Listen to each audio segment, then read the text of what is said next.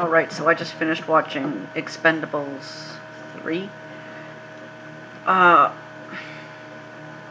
don't know.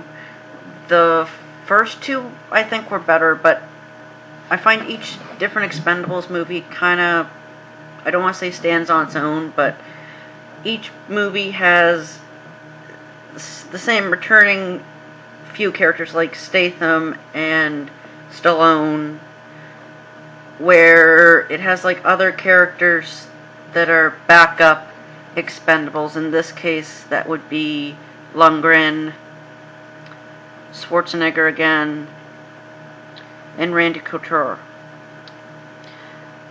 Whereas the other one, I think Terry Crews was more of a backup one, and I forget who was in the second one, but I know Jet Li was in the first one as well. And basically each movie has two characters you know are going to come back, a few filler characters, and a few new characters or cameos. I think the first one had interesting cameos because it was Willis and Schwarzenegger again. But in the second one, they kind of became backup characters. Like they had a small little storyline within the second one. Second one, I think, had probably the better cameos in it because Van Damme, I recall, played the villain in it, and Chuck Norris came for a cameo where he played basically Chuck Norris, where like they're all like, "Oh my God, he's so tough!" Like Snake bit him and like it spit out the venom or something like that. Like it was playing off Chuck Norris really, really well. Whereas this one, it doesn't really make sense. The new characters that they bring in, it feels very, very forced and stupid. The gist of this one is, the opening of the movie is they're going to go rescue someone. This was really annoying because it felt like the movie started in the middle.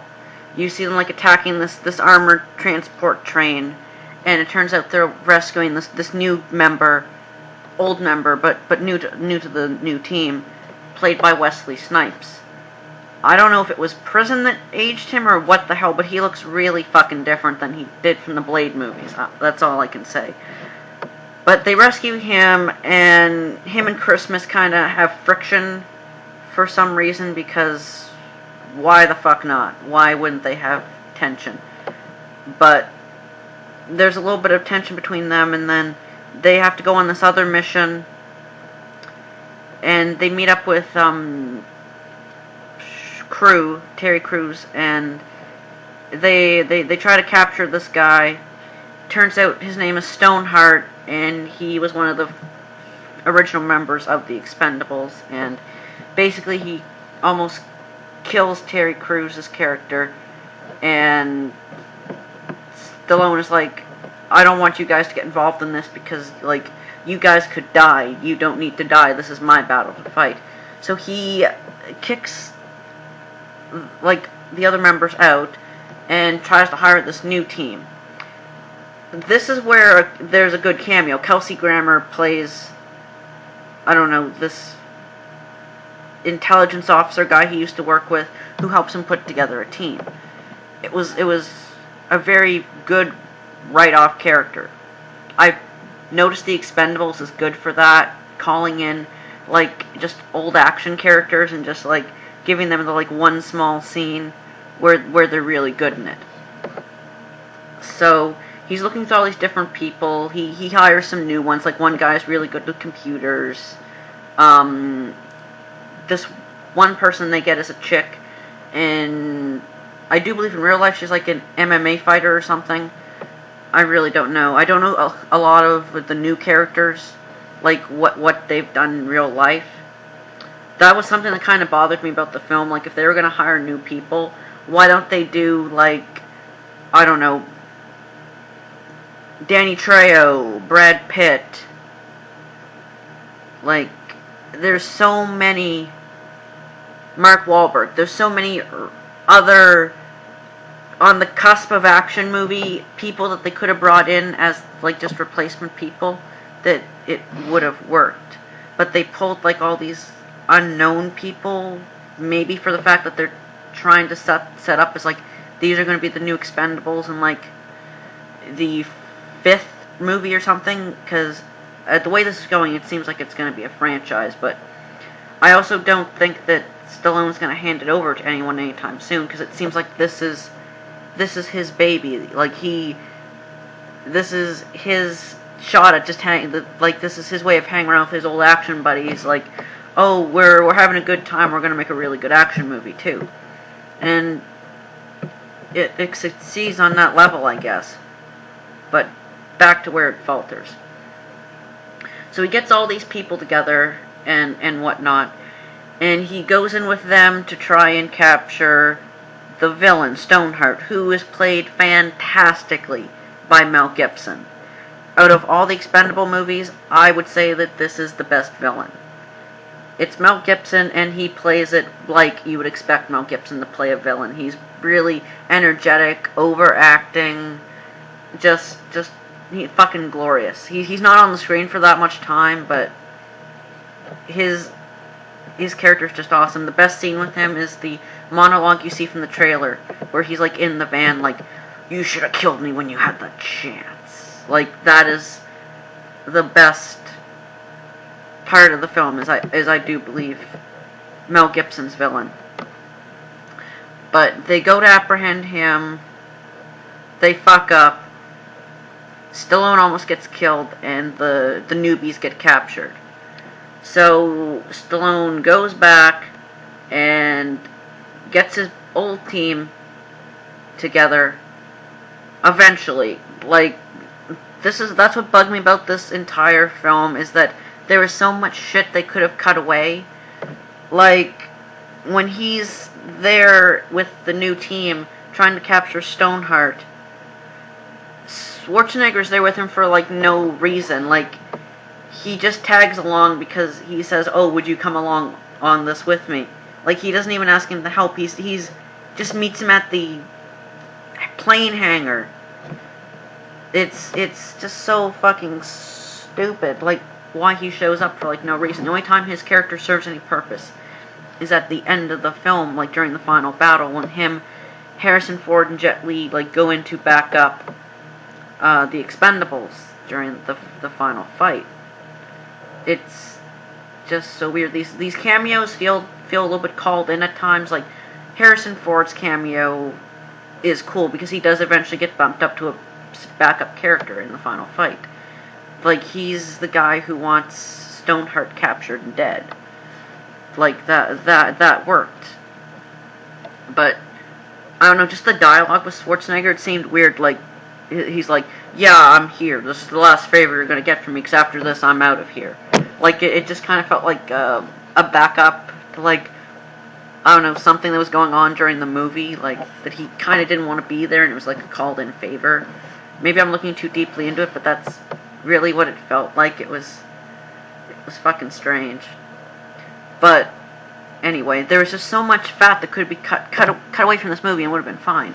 Like, if it had opened up with them going after Mel Gibson's character and him almost killing Terry Crews and them having to go find Wesley Snipes' character and then taking on Gibson, that would have worked for me. But there's like this whole fucking subplot with finding the new Expendables and Stallone saying, I don't want my old team helping me because they could die and stuff like that. This movie's 2 hours long. It does not need to be 2 hours long. Like, they could have cut away so much of that stupid Young Expendables story and just had a good film. The other kind of weird thing is Antonio Banderas in this film. His character eventually gets better. It's just the first time he shows up. Well, the first and second time he shows up, he's like really desperate and beggy to join them. He's like, oh, you guys have got to give me a chance. Oh, like, just, that's not the Antonio Banderas I remember from action films. Like, he's a cold, suave badass.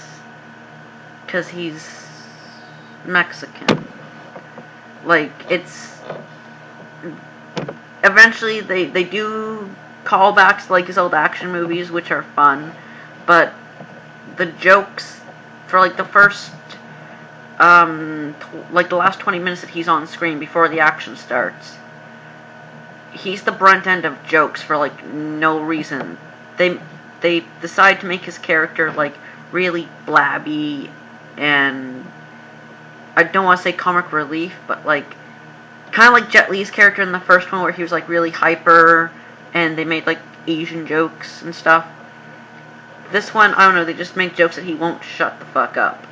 And I don't know why that they did that. I've never... Antonio Banderas doesn't come off as that type of character. It feels really forced. And then later on, during the final battle, his character completely changes and he becomes the Antonio Banderas we know from action movies. But I don't know. I can't really say too much about the movie. Like I didn't hate it, but I'm not gonna say I'd go see it again either.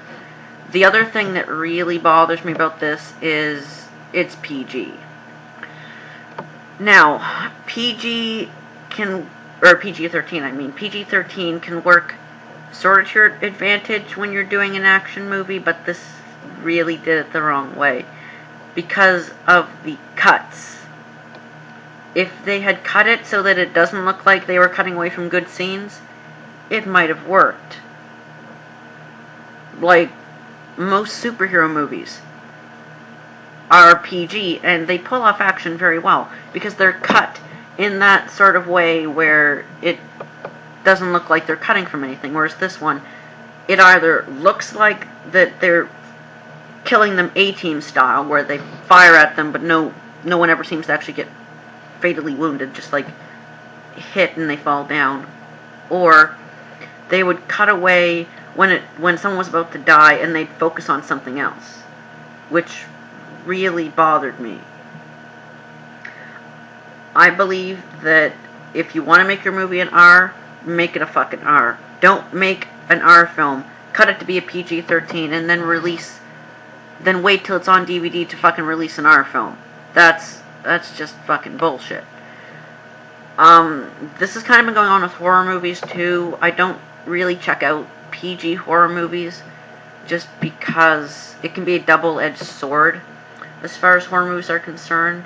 Yes, some directors and whatnot are too reliant on gore and what the fuck not. But it can also work because take a look at Insidious. That movie was PG and that movie was scary as shit because James Wan knows how to build atmosphere and knows how to build tension to make it scary. But if you look at Jennifer Lawrence, I think was in The Last House on the End of the Street, or The House on the End of the Street or something. I know it had some kind of rape revenge style title to it. That movie was a slasher and it was rated PG and it didn't work. Whenever the guy would kill someone, it looked like he was hugging them because they were getting stabbed but there was no blood. It looked very weird and wrong. This action movie sort of suffers from a little bit of the same thing with like when there's hand to hand and there's like throats being cut and stuff like that because they can't show any gore or anything. And I don't know, I just feel when it's PG they also cut back on the language. Like you hear the word fuck once in this. Like it I wasn't keeping a running counter, but I just noticed it like out of nowhere. You only heard it once. It was so weird. But I don't know, this wasn't the worst movie I've seen. Would I suggest watching it? Probably. If you've liked the other ones, I say why the hell not. But I would kind of say wait till it comes on DVD because they might release an R copy of it by then. I'm not really sure. But I will see you on Monday with the review of The Strain episode 5, I think we're on. I'm not really sure. If you like this video, please subscribe to my channel. Comment on the video if there's anything you think I could improve on. I know the computer makes a loud noise. I'm going to be getting a camera one of these weeks eventually. But see you guys next time.